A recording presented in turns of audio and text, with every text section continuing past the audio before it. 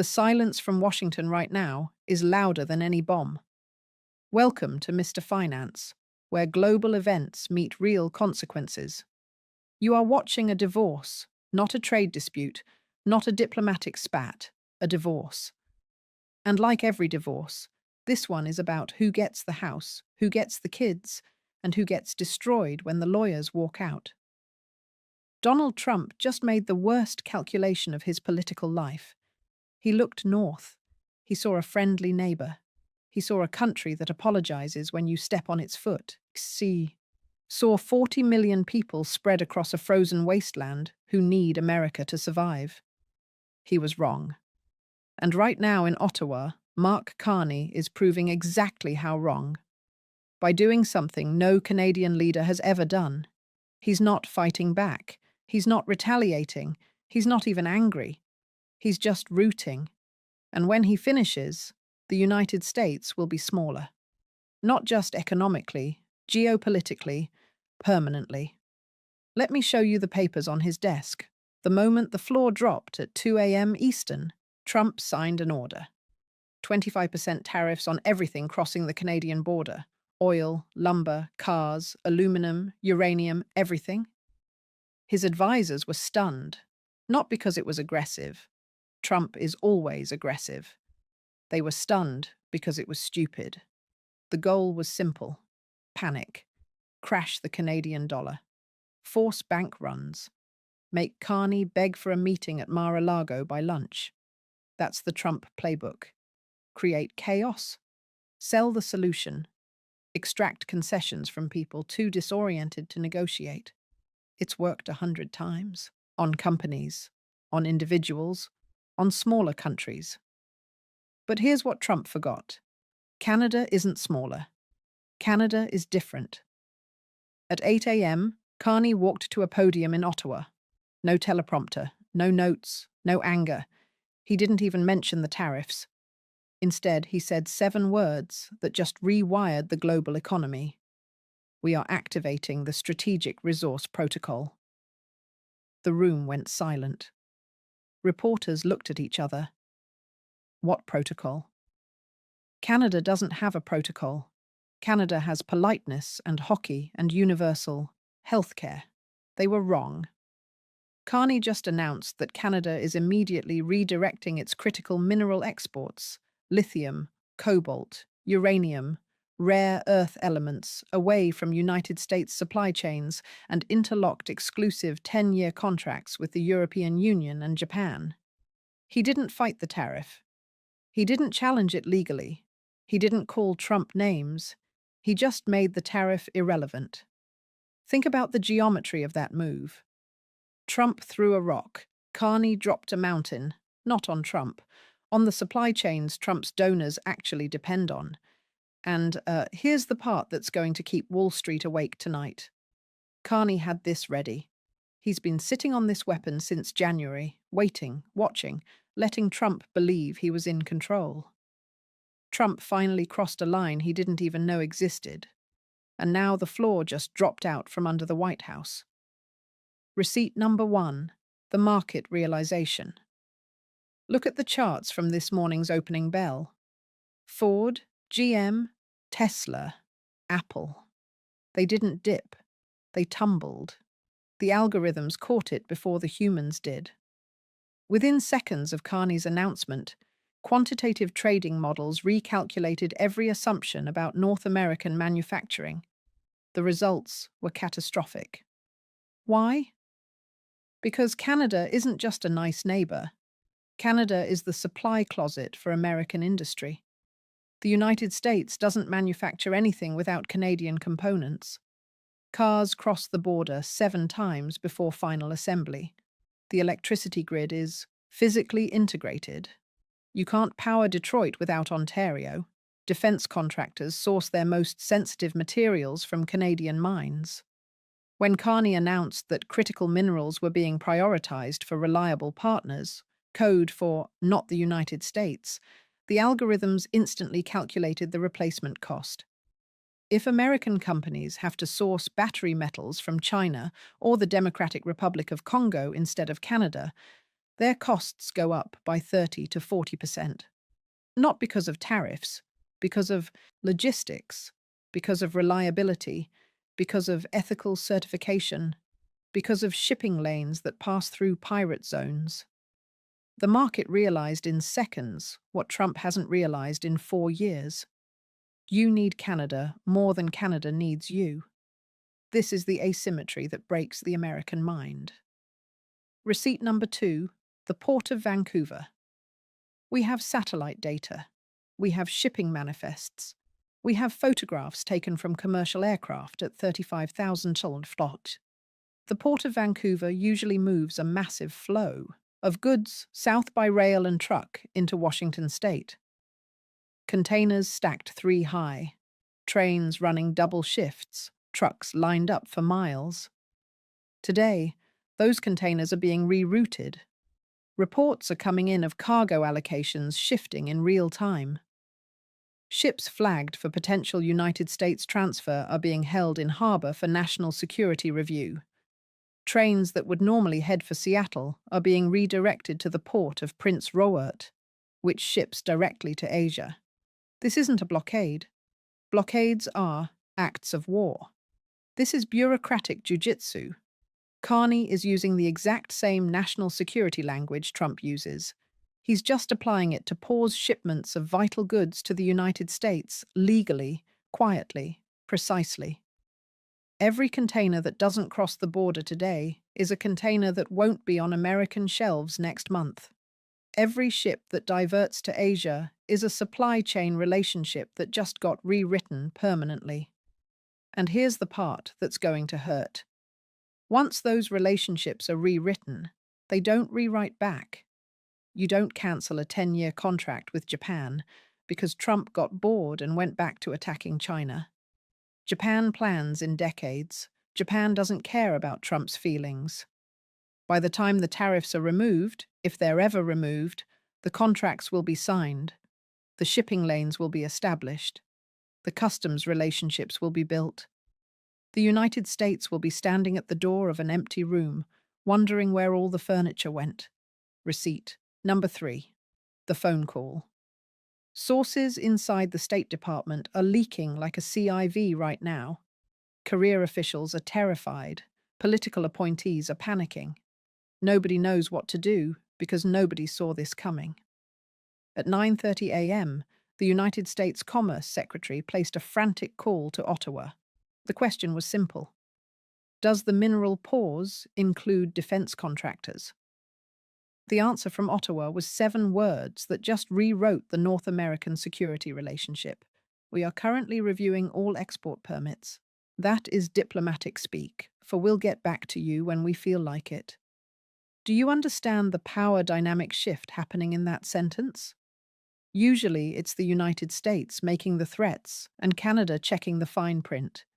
Usually it's Washington setting the timeline in Ottawa waiting. Usually the phone calls go from anxious Canadian ministers to condescending American officials. Today, the White House is sweating on the line, waiting for an operator to pick up, checking their watches, calculating how many hours of production they have left before the supply chain seizes. Lockheed Martin builds components that require Canadian minerals. General Dynamics builds vehicles that require Canadian aluminum. The F-35 program, the most expensive weapon system in human history, requires Canadian materials for specific subsystems. If those materials don't cross the border, production slows. If production slows, delivery dates slip. If delivery dates slip, contracts get renegotiated. If contracts get renegotiated, the entire defense industrial base starts looking for alternative suppliers.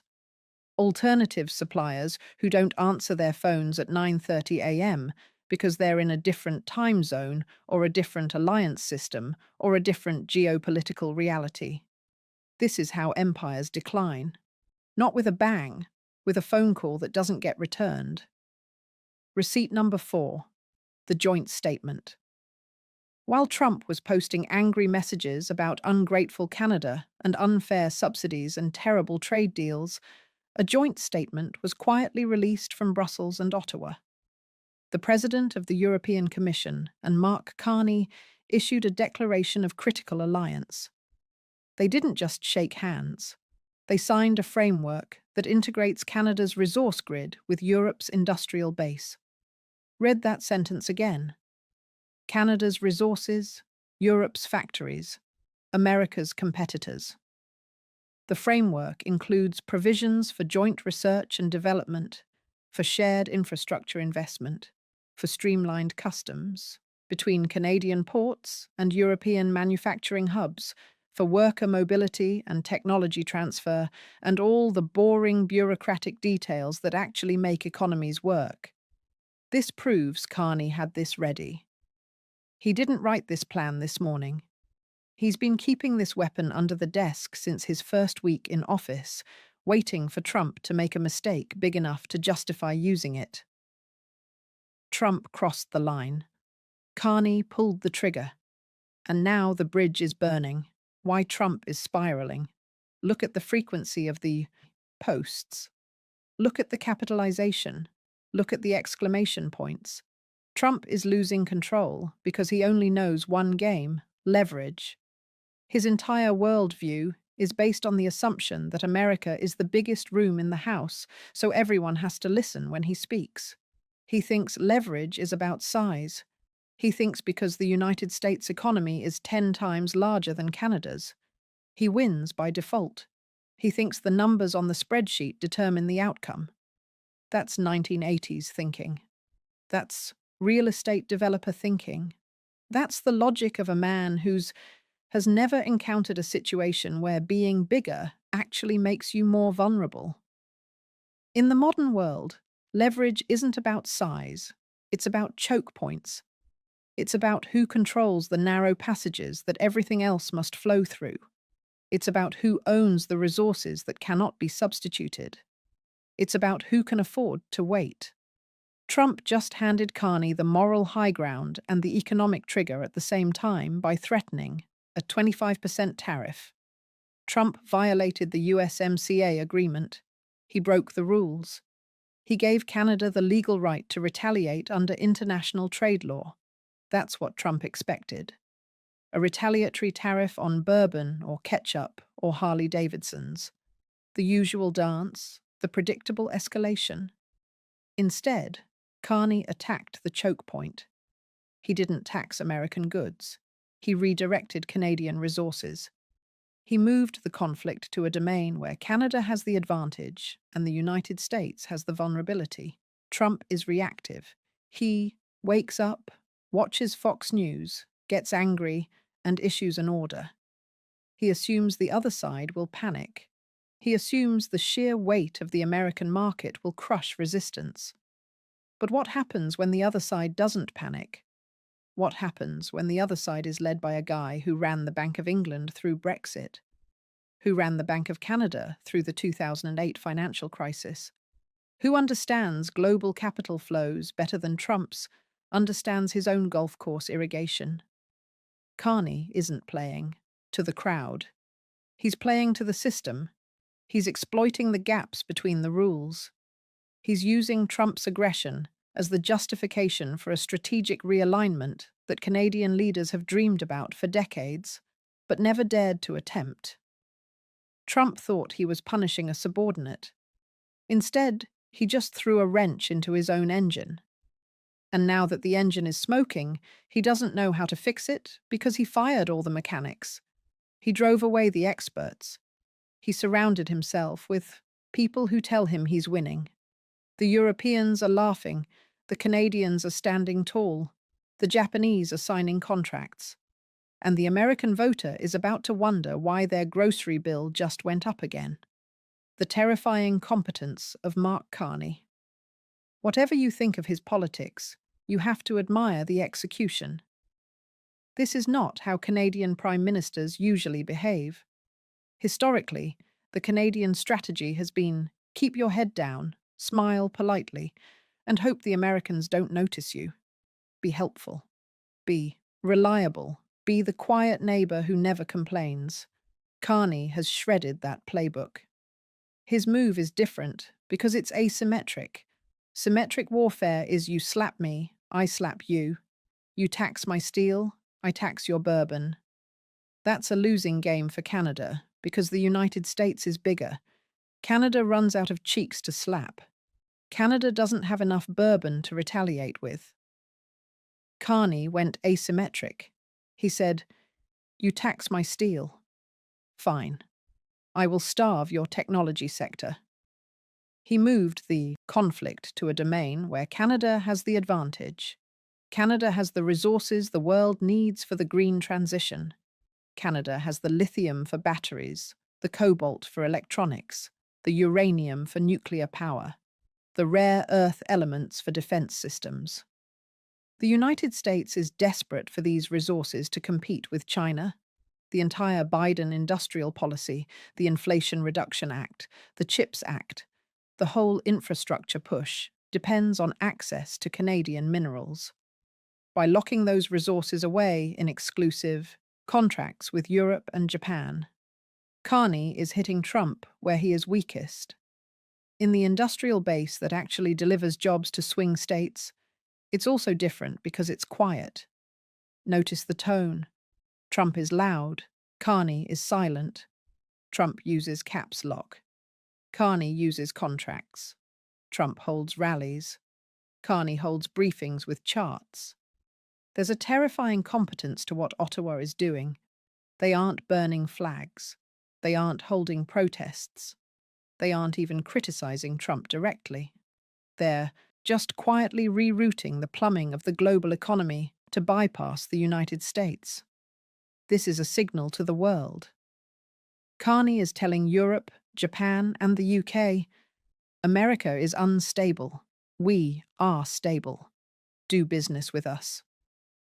He is positioning Canada not as America's little brother, but as the adult alternative, the reliable partner, the country that honors contracts and respects alliances and doesn't wake up every morning wondering who to attack next. He is betting that the world is tired of the chaos coming out of Washington. And looking at the markets today, looking at the speed with which European leaders signed that framework, looking at the shipping manifests from Vancouver, he's right. He's turning pressure into power. He's taking Trump's aggression and using it as proof that Canada needs to be independent. He's solving Canada's decades-old problem of being too reliant on the United States by using Trump as the excuse to break away. It's brilliant and it's dangerous. The leaked memo. I have a source, not someone who was in the room, someone who knows someone who was in the room. The details are fragmentary, airy, but they're consistent enough to report. At 110 p.m. last night, a secure video call connected Ottawa, London, Berlin, Paris, and Tokyo. On the call, Carney's Chief of Staff, the UK Chancellor of the Exchequer, the German Economics Minister, and senior trade officials from France and Japan. The topic: what happens after the break? According to my source, the Canadian official laid out a timeline. 7 days to finalize the critical minerals framework, 14 days to sign the first bilateral contracts, 30 days to begin physical shipments to European ports. The European officials were described as cautiously enthusiastic. The Japanese official was described as already calculating shipping logistics. Nobody asked about the United States. Nobody mentioned the tariffs. Nobody expressed concern about Trump's reaction. It was as if the United States had already been factored out of the equation. As if the assumption of North American integration had simply been deleted. 7 days. That's the timeline. 7 days until the framework is finalized. 14 days until the contracts are signed. 30 days until the first shipments leave Canadian ports bound for Europe instead of America. 7 days. Count them. What this means for you. Maybe you're sitting in Ohio. Maybe you're in Texas. Maybe you're watching from Toronto or Calgary or Vancouver. Why does this matter to your life? If you are in the United States, this is a wake-up call. The era of cheap, easy access to Canadian resources is over. Trump just ended it. Not through policy, through incompetence, through miscalculation, through assuming that size always wins. Prices are going to rise, not just for cars, for everything. Housing. Lumber comes from Canada. 30% of America's softwood lumber comes from British Columbia and Quebec. If that supply gets redirected to Asia or Europe, home prices go up. Construction slows. Renovations become more expensive. Energy. Oil comes from Canada. 4 million barrels a day cross the border. If those barrels start flowing east instead of south, gasoline prices go up. Heating oil goes up. Jet fuel goes up. Food, fertilizer comes from Canada. Potash is essential for American agriculture. 60% of United States potash imports come from Saskatchewan. If that potash gets shipped to Brazil or India instead, crop yields decline. Food prices rise. If the standoff continues, if Carney holds the line and Trump doubles down, the inflation that Trump promised to fix is going to come roaring back. Driven not by government spending or monetary policy, but by supply shocks from the north. The kind of inflation you can't fix with interest rates, the kind that just keeps coming because the stuff simply isn't there. But the bigger implication is about safety.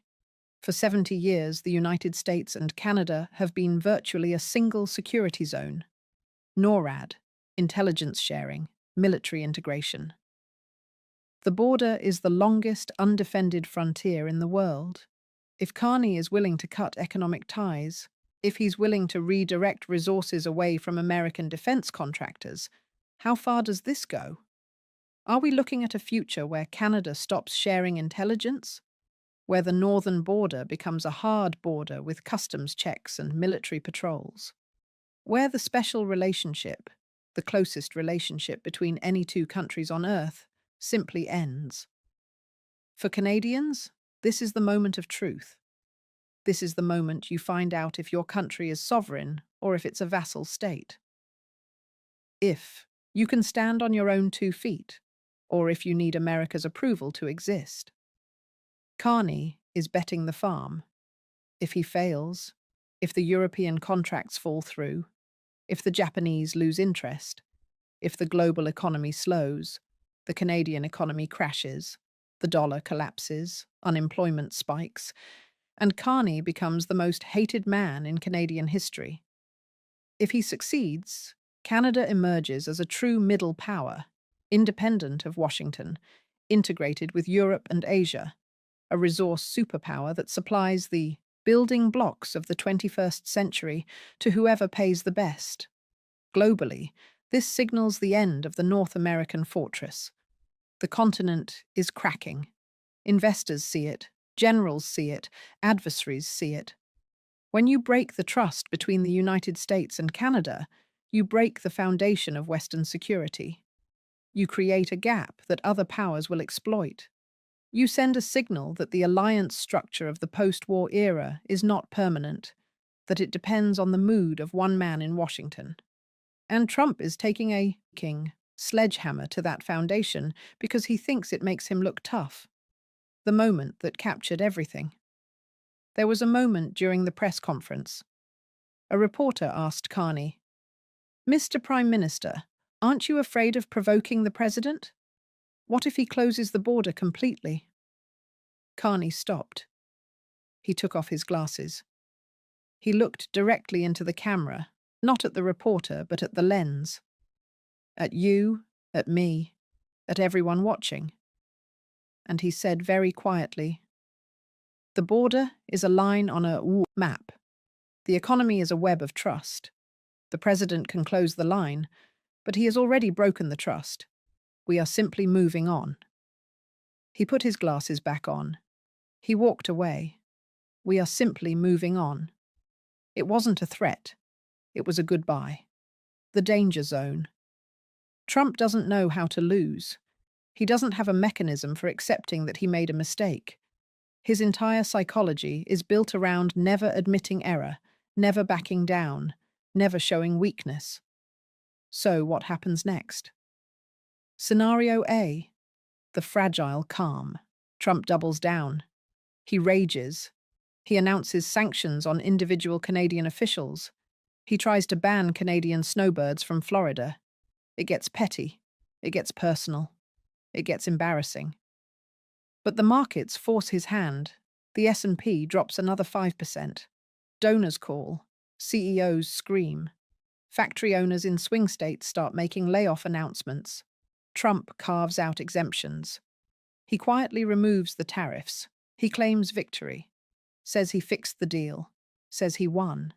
Says Canada blinked. But the damage is done. Canada keeps its new contracts with Europe. The framework remains in place. The rerouted supply chains don't reroute back. America gets a symbolic victory and a permanent loss. Scenario B: catastrophic escalation. Trump declares a national emergency. He orders the seizure of Canadian assets in United States jurisdiction. He tries to forcefully inspect every truck at the border. The border gridlocks, food rots and trailers. Auto plants in Michigan shut down within 48 hours because they don't have parts. Layoffs ripple through the Midwest. Unemployment spikes. Foreclosures begin. Carney responds by freezing United States tech assets in Canada. American companies operating in Canada find their bank accounts inaccessible, their intellectual property locked, their employees unable to get paid. It becomes a full-blown economic Cold War. Not with China, with Canada. With the country that shares your electricity grid and your intelligence network and your longest border. Investors flee both countries. The dollar weakens. The loonie collapses. The global economy stumbles, and somewhere in Beijing, they're watching and smiling, in calculating exactly how to exploit the gap. Scenario C: the strategic reset. Trump realizes he stepped in a bear trap. He fires a scapegoat, blames the deep state for the tariff idea, tries to pivot to attacking China or Mexico instead, pretends the Canada fight never happened. Carney receives a phone call, not from Trump, from someone lower, someone who says, "We need to fix this. What do you want?" Carney lists conditions: reaffirmation of the USMCA, guarantees of no future tariff threats, compensation for the market disruption, a commitment to negotiate critical minerals access as equals, not as supplicants. Trump agrees grudgingly, bitterly, with bad grace. The tariffs are removed. The contracts with Europe remain, but Canada agrees to maintain some supply to the United States. The crisis passes. But here's the problem with Scenario C. You can't unring the bell. The trust is broken. Carney isn't going to tear up those contracts just because Trump changed his mind. The European framework isn't going to dissolve because Trump got bored. The shipping lanes aren't going to revert because Trump claimed victory. The shift has happened. Canada has started looking east and west instead of just south. That orientation doesn't reverse. It compounds. It builds. It becomes the new normal. America has lost something it can never get back: the unquestioning loyalty of its northern neighbor. The countdown. 7 days until the European framework is finalized.